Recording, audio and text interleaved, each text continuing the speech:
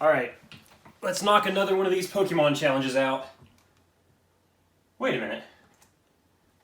This is a PlayStation controller. Why is Crash Team Racing on the TV?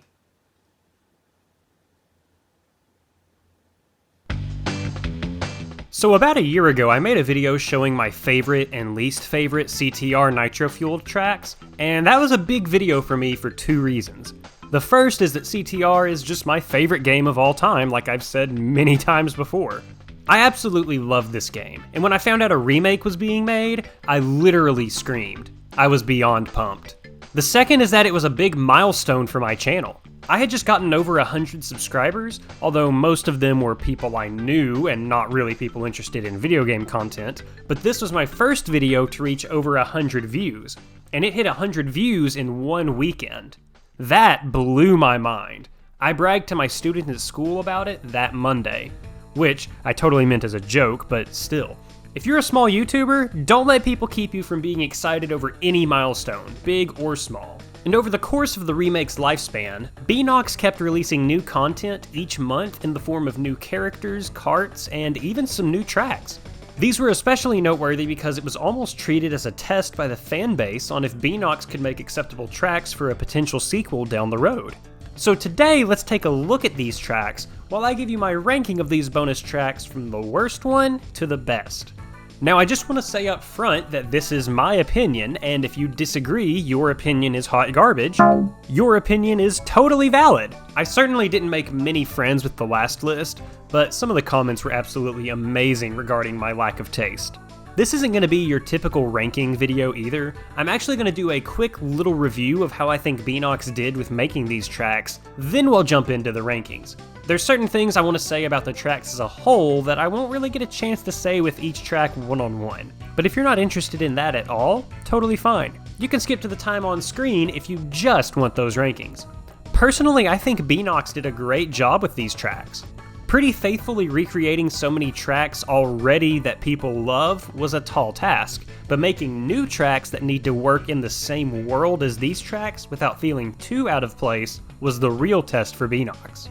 Even though the tracks are really good, I don't outright adore any of them specifically, though that's probably just because of my nostalgia for the original tracks. Too many of these tracks are on the longer side, which isn't a problem outright, and I completely understand why. If the tracks were just short courses with occasional ups and downs like Ruse Tubes, people would probably be outraged. Even my favorite of the bonus tracks probably wouldn't even make it into my top 10 tracks. Something I'm not outright crazy about is that every track except for one of them has a blue fire pad. For those that don't know, these are special turbo pads that give you a much greater speed boost, and if you can keep your speed up, you'll keep going at this blistering pace. It feels weird to complain about going fast in a racing game, but not every track in the base game has these super turbo pads, so the courses with them feel that much more special. I'm pretty sure Syndrome said it best in The Incredibles. When every boost pad is super, none of them will be. That's what he said, right? I know I said I liked the tracks and then talked about things I didn't like, but imagine having good and bad things to say about something. Bonkers, I know. But something that they did do incredibly well with the tracks is the theming. They had a pretty good balance between tying them in with Crash locations that didn't already have courses themed after them, and just being completely original with the tracks. But some of the Crash references they throw in here and there are absolutely amazing. Only 2 of them really don't have much reference to the locations or characters in the Crash games. They varied up the difficulty of the tracks pretty well too, though they are a little bit on the harder side. Though again, that's probably because of the fact that these are bonus tracks and they wanted to make them feel like a special treat. At least 3 of them seem to be like tracks that I just have to be completely in the zone to really enjoy. I don't feel like I could just turn the game on and just have a casual stroll through the course. That seems weird since it is a racing game and you gotta go fast, but sometimes I just want to be able to play without decimating the best times on each track. All in all, none of these tracks are bad, and I'm really excited for any potential sequel we may get down the road. But now, let's roll on to the ranking of the tracks. Unfortunately, my least favorite of the bonus tracks is Spyro Circuit. This seriously hurts me that this is my least favorite of the bonus tracks. The PS1 Spyro trilogy are some of my favorite games of all time. When Spyro was confirmed for Nitro Fueled, I was beside myself. And getting his own theme track was just the icing on the cake. And the track is beautiful. Traveling through 3 different homeworlds in the first Spyro game is an excellent touch, instead of just being one location out of the many they had choices from. And using gems instead of Wumpa Fruit, and the gems even having the same value they do in Universe, that's amazing. But the track itself is just disappointing. First off, this is just an annoyance. The 2 item crates at the beginning next to these statues are just not worth going for. It's not a thing of, this isn't the optimal route. These crates are just not worth going after. The course isn't that fun for me. It doesn't feel like there's anything special about this course outside of the Spyro theming. The course is incredibly charming, enemies battling, floating platforms, but the racing on it's just not fun. I don't think it's a terrible track at all, it's just boring, and that's why it's my least favorite. The fact that a Spyro themed track is my least favorite is beyond disappointing. Truth be told, I probably dislike Prehistoric Playground more than the Spyro track. But like I just got finished saying, that one was disappointing. This one is just here. I never cared for dinosaurs growing up, so just being a Jurassic themed track isn't enough for me. I am just so incredibly indifferent to this track. I actually wrote that first paragraph last night, and then got frustrated because I couldn't think of what to write in my script about this track. I seriously have nothing to say about it. It's just boring. Not bad, but just boring. Now, Christmas is my favorite holiday, so I was really excited about Gingerbread Joyride, and there's a lot to like about it. It has my favorite shortcut out of all the bonus tracks on this little jump, and it feels so satisfying to pull off. And all the boost pads having the red and white peppermint colors is just adorable. But I really don't like the number of 90-degree turns in this course. And as I was thinking about it, it's the exact same as Cortex Castle, one of my favorite courses, but here the turns just don't feel natural. This is definitely one of those instances where I can't put it into words, but the course itself just doesn't mesh well for me. This one is at least fun to play, unlike the last one, so it's got that going for it. It's just not going to be my first pick in an online match. Oh, and these Jell-O blobs can go sit in the fridge for too long and lose all of their flavor. I don't like them.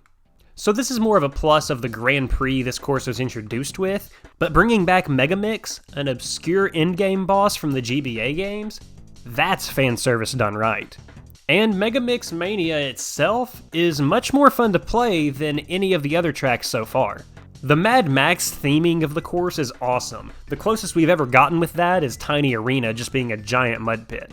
A battlefield with hazards all over the place is a great idea for a kart racer, and the beginning of the course matches the beginning of Rue's Tubes, except everything's on fire and the tubes are broken. Perfect for the apocalypse. But I don't like everything about the course. This ramp shortcut just doesn't feel natural to me. Doesn't matter how fast I'm going. I feel like I just can't get the sweet spot of the jump right. But my biggest complaint is that I just feel like the track is a tiny bit too narrow. The big open area after the starting line isn't what I'm talking about. It feels like most of the track could just really benefit from being a tiny bit wider just to be a little more power slide friendly. Not a huge deal breaker, but just one of the little changes I'd make to the track. Drive-Through Danger is not my favorite track. Put down your pitchforks. I did not like this track the first time I played it. It seemed like it had all the worst qualities of Oxide Station while just trying to be a Rainbow Road clone. But when I was getting footage for the video, this was probably the track that I had the most fun playing. At first, I thought this was a track just for those speed junkies that want to fly through courses at light speed, but I had a really fun time just driving through the course. And after I learned the course's layout better, I really started enjoying my time here. It's incredibly satisfying to make some of these jumps that may only cut down on like a full second, but still, they're fun. That's all that matters. And even though I just finished complaining about a course being too narrow, I feel like this course is the perfect size.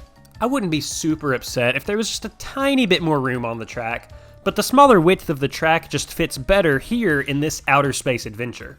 Now, upon playing it, I did not expect to like Nina's Nightmare at all. I don't care for Halloween one bit. I also cried when I watched Goosebumps in my dad's classroom when I was in 5th grade, so I'm a little on the squeamish side. But this track just hits all the right notes. Remember how I kept talking about the courses being too narrow? This one gets it right. The giant pumpkin monster isn't super annoying, but you have to be aware of it, like any good hazard should be in my opinion. The twists and turns are fun, and there's only two 90-degree turns, but they fit too because you're actually going in a mansion and then out, and the up and down of the floor of the mansion hits the haunted feels perfectly. The pumpkins using pumpkin juice as the laps go on is a little annoying. Definitely not something I like about the track, but it's not a terrible thing. This is probably the bonus track that feels the most like it belongs in the game. If I never played Nitro Kart growing up, you could probably convince me that this is just part of the game, and I would totally believe you. There's some people that think Twilight Tour is a little boring, and I kinda get what they're saying, but at the same time I completely disagree. This was the first bonus track released, so it's probably as high as it is because of when it was released. It was the one track people wanted to play online all the time, so I've got a lot more experience playing on this one than the others. It's definitely a lot more fun for me because it's themed after two of my favorite level types from Crash 3. This one really feels like it was two different tracks intended for the original CTR that didn't make the cut, so they just spliced them together. And the width of the track is great here. It's perfect for learning how to turbo slide effectively and keep a blue fire boost going. The only thing I don't like about the course is how long it is.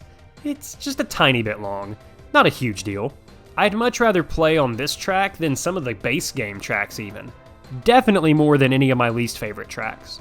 But nothing is as fun as Koala Carnival. This track isn't short, but it is on the shorter side. But it more than makes up for it. The jumps and overall speed you can build on this track is amazing. I may be 25 years old, but I am a complete child. I like constant turbo pads without having to work hard to control the speed. There's no sharp turns and the hazards are very easily avoidable. So maybe I just like this track because it's not as difficult to race on as the others, but that's gotta count for something, right? I don't feel like you have to be a master at the game to really enjoy this track. I think back to myself when I was a kid and had no idea how to power slide. I thought using the brake was ridiculous. I wasn't very good at the game. But I would absolutely love this track. You can just hold the gas down on this one and have fun. And seriously, jumping off of huge ramps and having tons of boost pads is amazing. The fire hazards are cool to look at as you go by, and like I said earlier, easy to avoid. This just feels like a fun time while you're racing. None of these courses touch my personal favorites from the base game, but that's totally fine. Getting bonus tracks on top of getting a remake made of my all-time favorite game is more than enough for me. If the tracks were terrible, I'd probably be a little upset, but I'd hope I would at least be appreciative of getting new tracks. All in all, I'm looking forward to any new game Beenox may make down the road. I feel completely confident that they'll be able to make worthwhile courses for a new game. But I'm sure some of you might disagree with me, and that's fine. In fact, why don't you let me know down in the comments just how wrong I am? Which bonus track is your favorite? While you're here, I just finished my Pokemon Blue Nuzlocke a few weeks ago, and I started my Silver Nuzlocke, so go give those a watch. And if you were expecting a Pokemon challenge, I've got plenty of those on the channel. Make sure you also follow me on Twitter at CoachMaxYouTube, stay hydrated, and until next time, see you later!